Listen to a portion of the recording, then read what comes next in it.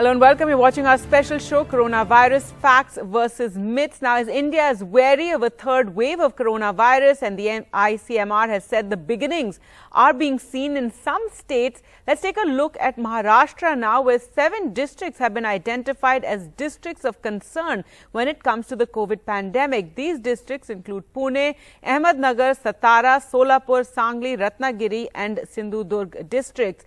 Data has shown that even though the weekly positivity rate stayed below 5% in all districts for the last several weeks, this week some districts such as Pune and Ahmednagar saw the figure at over 6%. In the last 10 days, Maharashtra has reported 44,437 new COVID infections, most of these coming from the Pune district. Well, let's now go across to our guest. We're joined by Dr. Ishwar Gilada, consultant in HIV and infectious diseases. Thank you so much, doctor, for joining us. So very worrying, and Maharashtra, of course, trying to watch out for these early signs of a possible third wave or, an increase in cases. But the good news this time around as compared to last time is that vaccinations are also taking place. What can you tell us? Gargi, currently, yes, Maharashtra is likely to have a third wave sooner than later. These out of 7 districts, at least 8 districts were districts of concern, out of which Kolhapur is now out. If you look at these and some of the double standard policies, for example, some of the districts also have a very big Ganesh festival. On one hand, we are sending extra buses to them, extra trains are being run. So we don't know what right hand is saying, what left hand is doing. And there is no coordination between center and state. If you really feel concerned about Konkan area, Sindhudurg, Ratnagiri, people are going to travel for Ganpati, and it has happened last year also. You are running extra trains. So I think we should be very clear in policies, and we should say what we can do, what we cannot do. And secondly, vaccination, Maharashtra is very poor. If you look at the national statistics, don't go by numbers, go by per lakh cases. Maharashtra is ranking number 28 in first dose and 21 in fully vaccinated. So in a rank of 32 or 33 states and union territory, Maharashtra is lower. So I think there may be Doctor, what is the reason between for this? Center and state, but right, Doctor, what is the reason for the low vaccination rates? Because is it the lack of vaccine doses, or is it hesitancy? Because we're still seeing that in a lot of, especially rural areas. I think most importantly is the lack of vaccine. There's a demand-supply mismatch. And secondly, if you see any graph, Sunday you don't do vaccination. Sunday, when it is everybody's free, now at this stage, what happened when the pandemic is waning? Then people are not so very keen in vaccination. So they would like to go on Sundays, and Sunday you are not doing vaccination. All vaccination centers are closed on Sunday, and alternate days vaccines are closed. One doesn't know. There is no proper planning. You should have a weekly advance that you have so much vaccine and you are going to administer so many vaccine for 1 week. Then you don't say about second week, but first week at least you should say. But that doesn't happen. People go there, vaccine aaj nahi hai, and then people come back. So second time they don't go so easily. See, hesitancy is the relative phenomena. Some are totally hesitant, they will not take. But those which are kind of a borderline people, they may go when it is easily available. They may go if it is available to their doctors, their nursing homes. Dichotomy is that vaccine is available in Samaj Kendra, in TK Ki now, in garage, in car, but it is not available in doctor's clinic. It is not available in nursing homes. So I think we should make vaccination available at doctors' places. And doctors will have their own clinic. So a big vaccine push is required. What you're saying is a big vaccine push is required, but very worrying, doctor, when when you're talking about how cases are already rising in these districts, and then, of course, as you pointed out, the festival season is coming up, and you're saying that not enough messaging is going out, telling people to stay where they are, not go in for the festivities. We know it's a political issue as well in Maharashtra. You've had the opposition being very critical of shut religious places, and even making all sorts of statements saying that we are going to go ahead and celebrate, etc. You see, if everything minus religion and politics, it will be very well handled. Currently, what you see, whether in Maharashtra or India, science and logic is the last seat. We look everything else than science and logic. Secondly, when you talk about third wave, if you remember, one of the task force members said 2 months before that third wave is coming in 1 week, as if that person got a call from third wave. And then 2 months are gone. Third wave is imminent. It is going to come. But third wave is not going to be bigger than the second wave. So don't scare people. Make them friendly. Make them part of your moment. Otherwise, if you just shut down any kind of small rise, you shut down everything. That is not going to work now. You need to have a very much people-friendly policies, which is not happening. And I think we should be very much concerned about the third wave, but at the same time, we should not overwhelm. When you say people-friendly, doctor, what do you suggest? Because yes, people are tired of lockdowns. It's affected the economy, it's affected livelihood, but at the same time, we don't want, a situation again to arise in which we see too many cases and full wards in hospitals. You see, people-friendly policy means suppose you close everything at 4 o'clock, as if virus is going to start after 4:01. So either you want to you open up full time so that there's a staggered rush. If you close at 4 o'clock, 8 o'clock, 9 o'clock, some timing, then people cannot. There's a hotel industry, there's a small kind of workers, they cannot travel by locals. We are not looking at that. You see, what is important at this stage? Life is important, livelihood is important, education is important, and socialization can wait. So all kind of socialization, whether it's a political, religious, or any kind of gatherings, that can wait. But all other things should go on. So we are not sure. When we want to open the school, then we realize that teachers are not vaccinated. You should have thought that 1 year before. If Russia can give top priority to teachers for vaccination, why did not you give priority at least third level or fourth level for teachers? And then you want to vaccinate teachers, though ultimately after 2 months only school will start. Again, you are not sure how to. See, very simple logics are not used. For example, Maharashtra has the highest number of infections. So even fourth Sero survey shows that at least 67% population is infected. In that situation, you should have done an antibody test in school. If the child is antibody positive, the child is not going to be exposed to again virus. Maybe stray cases will be there, reinfection, but very less. So I think we should use that logic. And only Kolhapur and Sangli, they have vaccinated very well after the a lot of cases were there. But other districts are still bad. Ahmednagar has been praised by Prime Minister and Chief Minister as a model district. What is model in that? And better management of the restrictions and what is allowed currently, and really concerning with these districts, at least 7 districts being identified as seeing a rise in cases and the positivity rate rising there. We'll now focus on another issue of concern, and this is regarding vaccines. There are reports of counterfeit versions of Covishield vaccines circulating in the international market. This is a concern that was flagged by the World Health Organization as well, and it pointed out specifically to countries in Africa and then in India as well, where these counterfeit or fake vaccines of Covishield were found that were even checked by the Serum Institute. Now, the centre on Saturday shared a list of parameters to identify the authenticity of COVID vaccines being used. The parameters will help identify whether the vaccine is fake or genuine.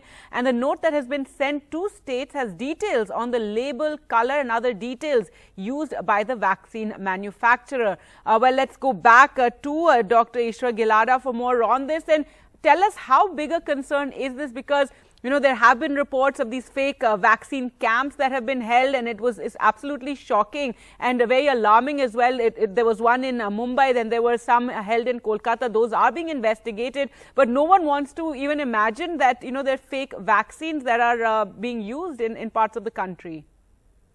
Gargi, all this will depend on demand and supply mismatch. If demand is more, supply is less, all these things will happen. Either countries like America will use power and threat. For example, you remember Trump calling Modi and telling that we need SCQS by anyhow. And first day we said no, second day we had to give in. So that kind of power threat. Secondly, if people cannot use power, lower front countries, they would use any fakeism.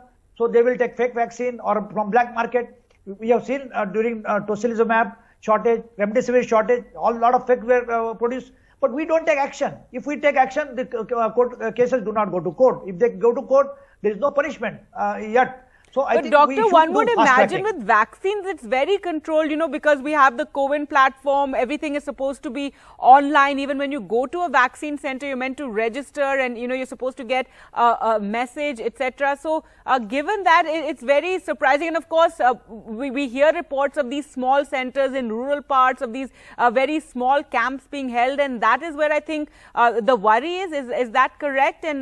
And while states have been asked to check certain parameters for the vaccines, what can people who are going to a vaccine camp look out for? You see, people should not go to vaccine camps at all. There are so many vaccine centers. They should go to genuine vaccine centers which are able to give you immediate confirmation, certification, everything. If somebody says you will get tomorrow, that is fake. There is nothing like tomorrow here. And we have seen even among doctors who did not get message earlier, they did not get the certificate also. Secondly, if you don't look at India, because I was very much surprised by the statement of Health Ministry yesterday that we don't want any such kind of fake thing happening in India. That means you should make it happen elsewhere, because currently India is supplying vaccine in many places. Secondly, if you look at, there are 5 countries which are sitting on vaccine: USA, UK, Canada, Japan, and entire European Union. They are sitting on 2.1 billion crore, 2.1 billion vaccines. And that is going to expire. So if you, on one hand, you have a full extra supply, 4 times or 3 times more than your population, and on the second hand, on the other hand, the vaccine is not available with COVAX. COVAX is supposed to supply 1.1 billion vaccine in last 6 months. They could do only 1/8 of it. So I think these countries, which are very powerful countries, rather than making vaccines expire, supply them to COVAX and then poorer countries, then they will not do all this kind of fakeism. They will get some vaccine. So it is going to be a human situation where on somebody is getting and other person is not getting. That person want to get it by hook or crook. And there are a lot of crooks in this country. Right, but clearly states now need to look out and you know, as you said, it needs to be better investigated, any of this black marketing or any sort of fake vaccines that are available. You see, individual person cannot imagine which is fake or which is genuine.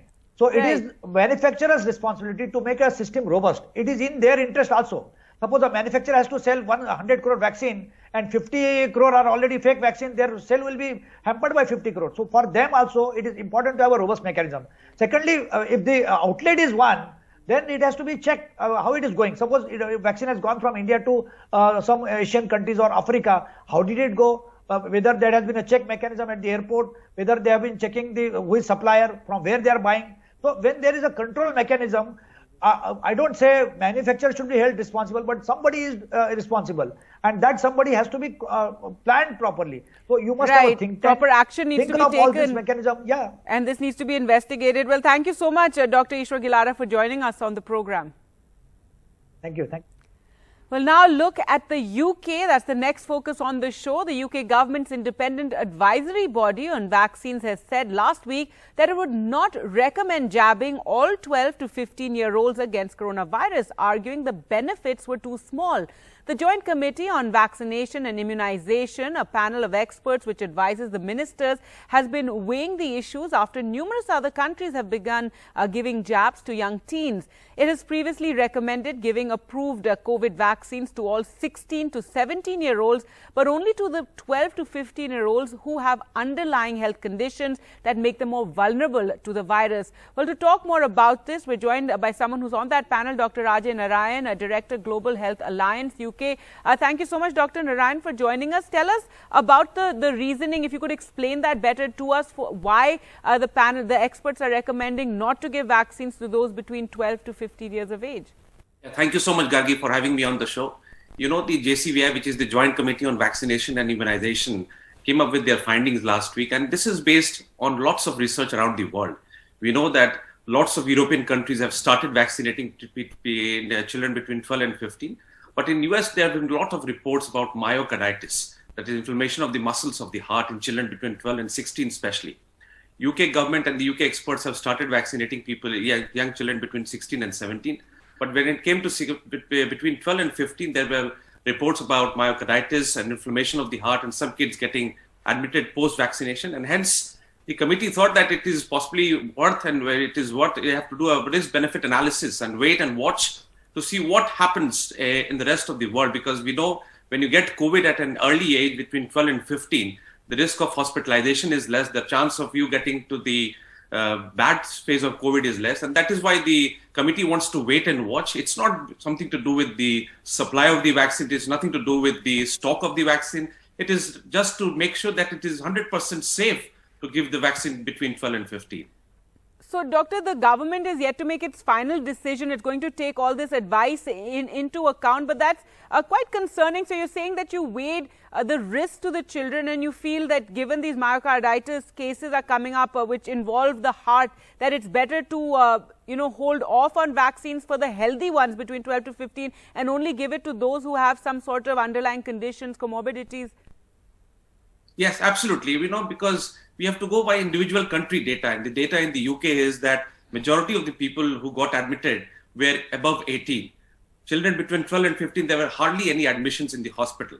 Children between 12 and 15 hardly had required anything apart from paracetamol to get out of this virus, just like a normal flu. So again, you have to think about the small number of children who may get harmful effects from the virus. Obviously, it's an ongoing process because again, the committee keeps reviewing all the data from around the world, and depending on what the new data comes out from the rest of the world, we'll be making more decisions. But at the moment, Doctor, there's also this study that's come from the UK about children and young people with long COVID, and that has talked about how 1 in 7 were found to have long COVID condition symptoms that went on for more than 3 months. So even that is a worry that even as we say that children between 12 to 15 are not so badly affected, they don't see severe disease, but no parent wants to risk a child getting long COVID either, or is that what is your view on that? Yeah, absolutely, you're right. I mean, there has to be a risk-benefit analysis, as I said. The report about the long COVID was mainly in people who were immunocompromised, and that is why the committee now suggests that people who are immunocompromised should definitely be offered vaccine, and that is what the UK is doing. So children between 12 and 15 who are immunocompromised are being vaccinated in the UK left, right, and center. So again, I think it is an ongoing research, it's an ongoing thing that we have to keep an eye on, obviously, depending on what the data is available from the rest of the world, because there have been very bad cases of myocarditis in very fit children in the US, and we don't want any of those to happen in the UK. And this is the Pfizer vaccine, particularly, if you could just tell us, because here in India, we are waiting for when the children will start getting vaccinated, the schools are opening, so there are lots of concerns around this issue. Correct. It was mainly from the Pfizer vaccine, as you know, because again, US, they were using most of the Pfizer vaccines. But as I said, that AstraZeneca and Pfizer, the expert groups are still doing some more research into this, into younger children, to see if this is safe to give. And some small research is already happening in younger groups and younger children to make sure that they don't get any major problems and complications from the vaccine.